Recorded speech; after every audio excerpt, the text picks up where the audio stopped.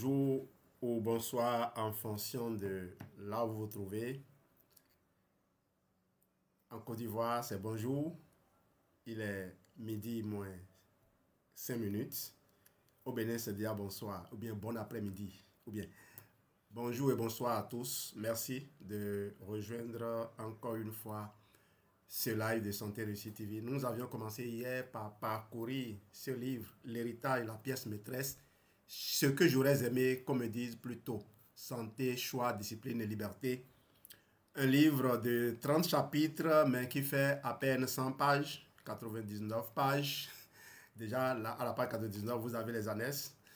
Et donc, c'est un livre que j'ai écrit d'abord pour moi-même, pour me rappeler les choses les plus importantes à transmettre aux enfants, aux nombreux enfants auxquels je suis exposé dans ma vie. Je suis enseignant, vous le savez, et chaque jour, on est appelé à assumer de plus grandes responsabilités. Nous avons des gens qui, même s'ils ne parlent pas, on le regarde sur nous, nous copient et vont immanquablement reproduire les gestes et les choix que nous faisons aujourd'hui devant eux. L'héritage, la pièce maîtresse, on a parcouru les 10 premiers chapitres hier. Aujourd'hui, nous allons entrer dans la partie 3. On va parcourir encore 10 chapitres et on reviendra pour terminer le livre. Je voudrais bien finir ce livre moi-même pour le réécouter et m'assurer que je prends en compte les enseignements délivrés dans cet ouvrage. On a passé hier à peine 30 minutes et on a parcouru 10 chapitres. J'espère mettre moins de temps aujourd'hui, toujours les 30 minutes pour finir les 10 chapitres qui vont suivre. Partie 3, la lenteur comme allié. Chapitre 11, réhabiliter la lenteur. La vitesse rassure, la lenteur révèle. La lenteur souffre d'une mauvaise réputation. Elle est souvent associée à l'inefficacité, au retard, à l'échec. Dans un monde qui valorise la réactivité, la vitesse est devenue un marqueur implicite d'intelligence, de compétence et de succès. Aller vite donne l'impression de maîtriser, de répondre, d'exister. Le mythe de la rapidité repose sur une confusion, celle entre mouvement et progression.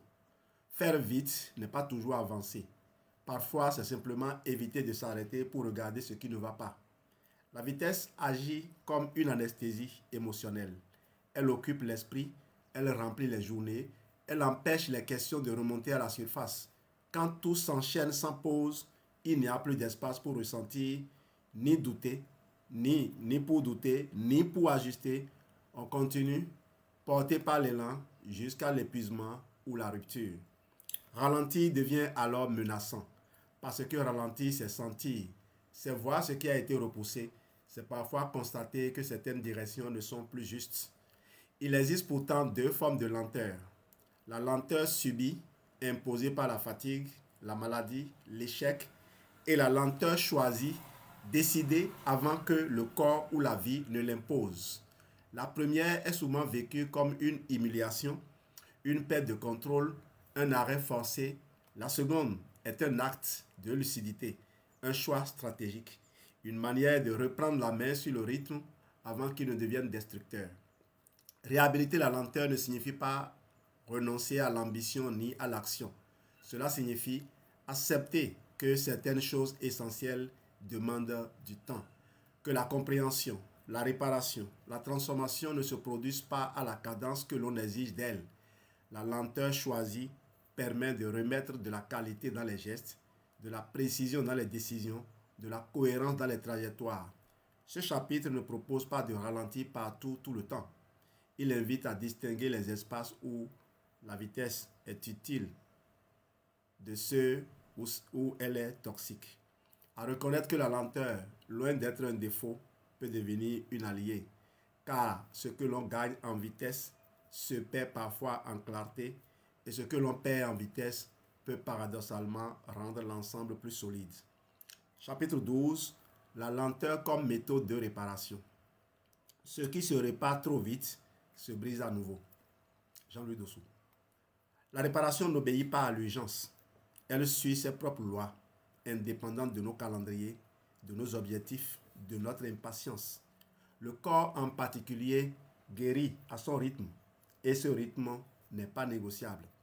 On peut accélérer beaucoup de choses, la production, la communication, l'exécution, mais pas la cicatrisation. Une plaie a besoin de temps. Un os consolidé trop vite se fragilise. Un épuisement ignoré revient plus fort. La réparation ne se laisse pas forcer sans conséquence. Ce principe ne vaut pas seulement pour le corps, il traverse tous les domaines de la vie. Une relation abîmée ne se répare pas par un effort soudain. Une confiance rompue ne se reconstruit pas par une promesse. Une identité fissurée ne se recolle pas par la volonté. Il existe partout un temps de cicatrisation, un temps où l'on n'avance pas visiblement, un temps où l'essentiel se joue en profondeur, hors du regard, hors des résultats mesurables. C'est précisément ce temps que l'on cherche souvent à écourter, par peur de perdre du terrain, par crainte de paraître inactif, par inconfort face au ralentissement. Alors on reprend trop tôt, on accélère à peine remis, on exige des performances avant que les bases soient solides et ce que l'on gagne en apparence se perd en stabilité. La lenteur devient alors une méthode de réparation, non comme une passivité, mais comme une discipline. Une manière d'accepter que certaines reconstructions demandent de l'espace et de la patience. Avancer plus lentement n'est pas reculer. C'est souvent la condition pour ne plus revenir sans cesse au même point. Pour ne plus réparer en urgence ce qui n'a jamais eu le temps de guérir. Ce chapitre n'idéalise pas l'attente. Il rappelle simplement que la précipitation dans la réparation crée des fragilités invisibles, prêtes à céder au prochain stress. Choisir la lenteur dans ces moments-là, ce n'est pas renoncer à avancer, c'est décider que ce qui sera reconstruit devra tenir. Chapitre 13. Faire moins, mais mieux. Être occupé apaise l'ego. Être concentré transforme la trajectoire. Faire moins est souvent perçu comme un recul, comme une perte de capacité, d'ambition, de valeur même. Dans une culture qui confond intensité et efficacité, réduire paraît suspect. Pourtant, faire moins n'est pas renoncer, c'est trier. Le tri radical de l'essentiel commence par une question simple mais exigeante. Qu'est-ce qui mérite réellement de l'énergie? Non pas ce qui fait du bruit, non pas ce qui rassure, mais ce qui construit, nourrit, stabilise. Tout le reste est du remplissage. Des activités qui occupent l'agenda sans faire avancer la trajectoire. Des tâches qui donnent l'illusion du mouvement sans créer de direction. Être occupé n'est pas avancer. C'est parfois même l'inverse. L'agitation permanente empêche de voir ce qui compte. Elle maintient dans une forme de dispersion confortable. La concentration, à l'inverse, agit comme un soin. Elle resserre l'attention, elle rétablit une continuité intérieure, elle permet d'entrer réellement dans ce que l'on fait plutôt que de le survoler. Se concentrer, ce n'est pas travailler plus dur, c'est travailler plus juste. C'est accepter de renoncer à certaines sollicitations pour honorer ce qui a été choisi. Ce renoncement est inconfortable. Il oblige à laisser tomber des rôles, des attentes, parfois des identités, mais il libère une énergie que la dispersion consomme sans résultat. Faire moins, mais mieux, transforme la relation au temps. Les journées deviennent plus claires, les décisions plus cohérentes, les efforts moins contradictoires. Ce chapitre n'encourage pas le retrait ni la passivité. Il invite à une forme d'exigence différente, moins spectaculaire, mais plus structurante, car la véritable progression ne vient pas de la multiplication des actions, mais de la justesse de celles que l'on choisit de maintenir. Chapitre 14. Le temps long des vraies transformations. Les vrais changements travaillent longtemps avant d'être visibles. C'est Serge Eldos. Les vraies transformations commencent rarement là où on les attend. Elles ne se signalent pas par des ruptures spectaculaires ni par des résultats immédiats. Elles s'installent discrètement, souvent sans que rien ne semble changer en surface. Au début, presque tout est invisible. Les nouveaux gestes ne produisent aucun effet mesurable. Les ajustements paraissent insignifiants et l'ancien fonctionnement continue de peser. C'est précisément à ce moment-là que beaucoup abandonnent. Parce que rien ne récompense encore l'effort. Parce que l'on confond absence de résultats visibles et absence de transformation réelle. La patience active commence ici. Elle n'est ni résignation, ni attente passive. Elle est une constance lucide. Continuer à poser les bons gestes, même quand les bénéfices ne sont pas encore perceptibles. Cette forme de patience est exigeante. Elle demande de tenir sans validations extérieures, de faire confiance à un processus que l'on ne peut pas encore mesurer, de résister à la tentation de changer de méthode trop tôt. L'illusion de transformation rapide prospère sur l'impatience. Elle promet des résultats en quelques semaines, parfois en quelques jours. Elle réduit le changement à une suite de techniques déconnectées du temps nécessaire à leur intégration. Ces promesses fonctionnent rarement sur la durée. Quand elles donnent des résultats, ceux-ci sont souvent instables. Ils reposent sur la motivation du moment, pas sur une transformation profonde. Le temps long, lui, travaille autrement. Il transforme les réflexes. Il modifie la perception. Il installe de nouveaux équilibres. Ce qui change lentement devient plus robuste parce que cela s'intègre dans la structure même de la personne, dans ses rythmes, dans sa manière de décider. Ce chapitre n'invite pas à la complaisance. Il rappelle simplement que la précipitation est l'ennemi de la solidité et que la plupart des changements durables sont d'abord ennuyeux, discrets, peu valorisants. Mais quand leurs effets deviennent visibles, ils tiennent. Chapitre 15. La lenteur et la relation à soi. La façon dont on se parle décide souvent de ce que l'on devient. Jean-Louis Dossou. La manière dont on se parle façonne la manière dont on vit. Et dans un monde pressé, beaucoup ont appris à se parler comme un contremaître exigeant. Ordonner, presser, reprocher, exiger davantage, sans jamais écouter. Cette voix intérieure ne crie pas toujours. Elle peut être sèche, ironique, faussement rationnelle. Elle rappelle ce qui n'a pas été fait. Elle minimise ce qu'il a été. Elle transforme chaque pause en faute.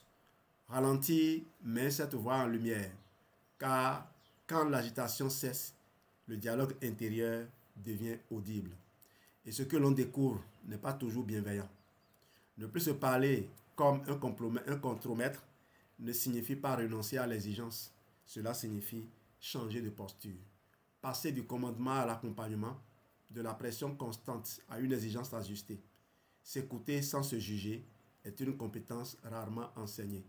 On confond souvent écoute et indulgence, attention et faiblesse. Alors, on préfère se contrôler plutôt que se comprendre. Pourtant, l'écoute authentique ne dispense pas de l'effort. Elle permet de le placer au bon endroit, de distinguer la fatigue de la paresse, la résistance légitime de la simple fuite. Cette écoute transforme la relation au rythme.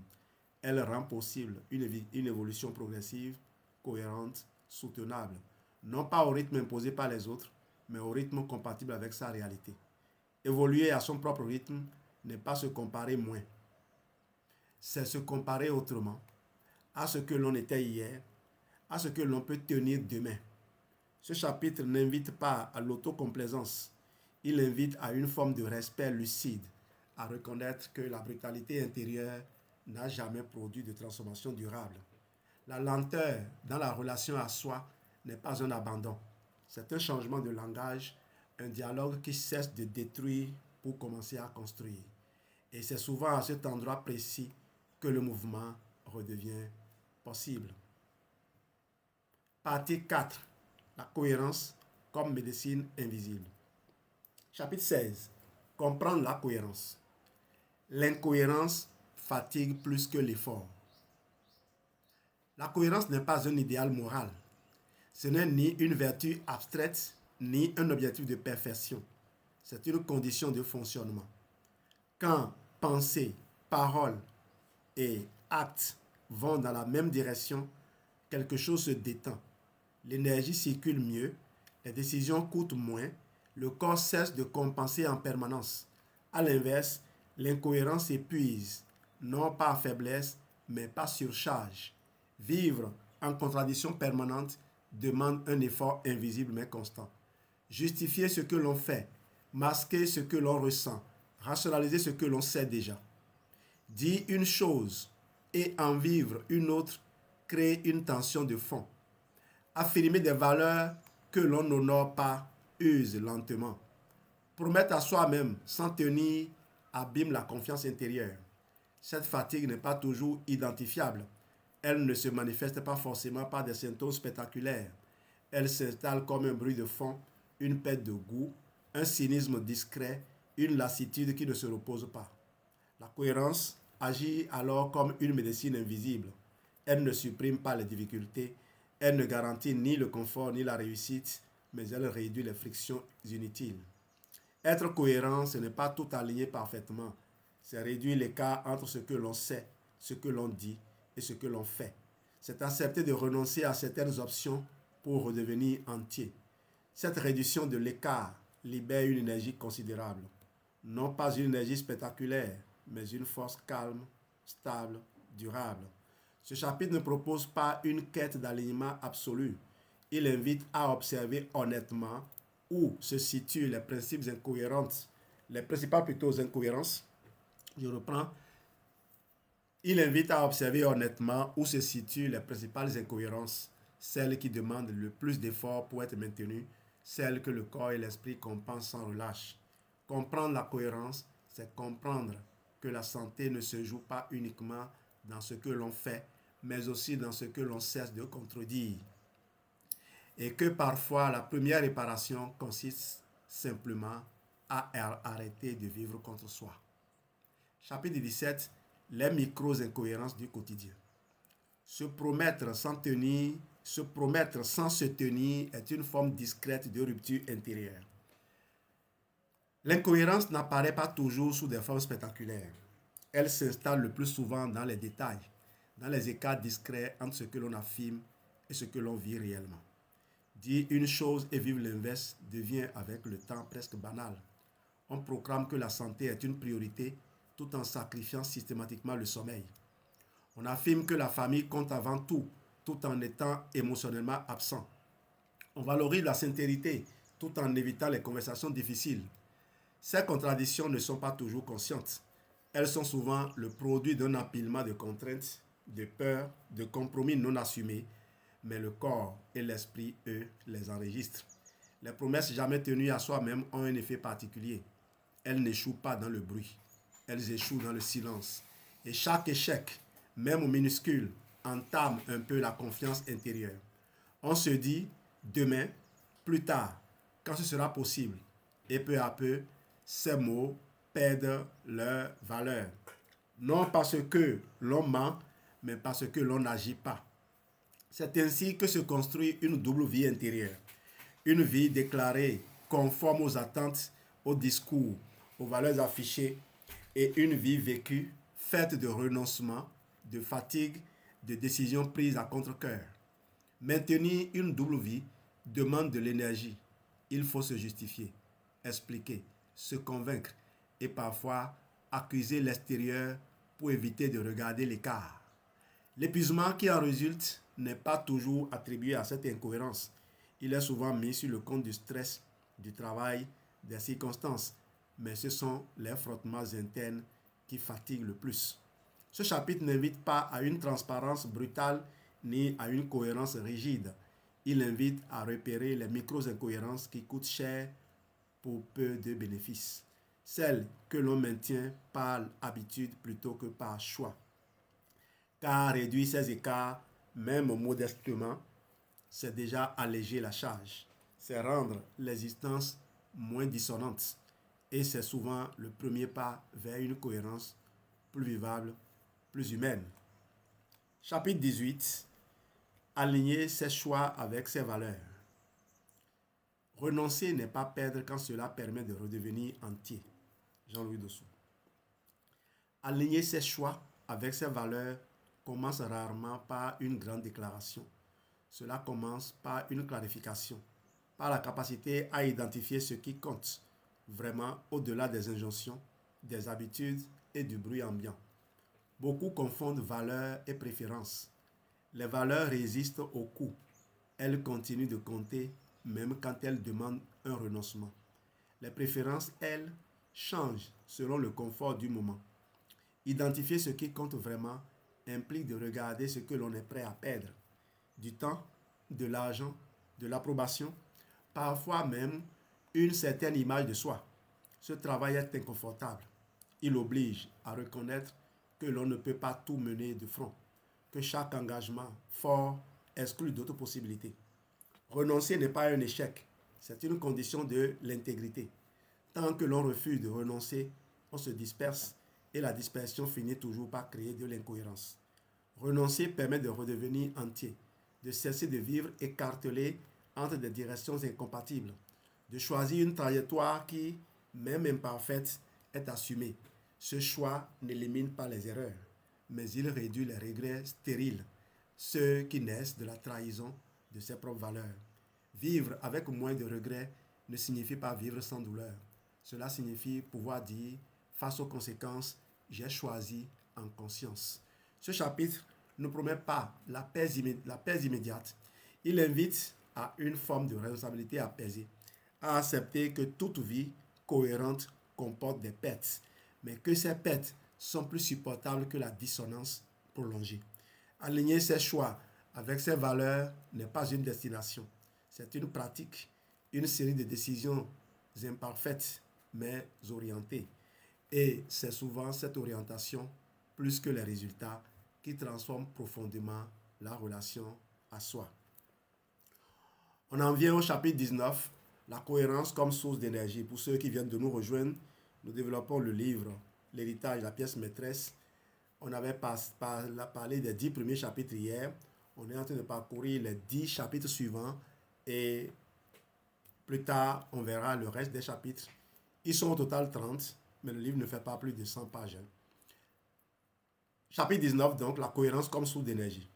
La paix intérieure n'est pas une récompense, c'est une économie d'énergie.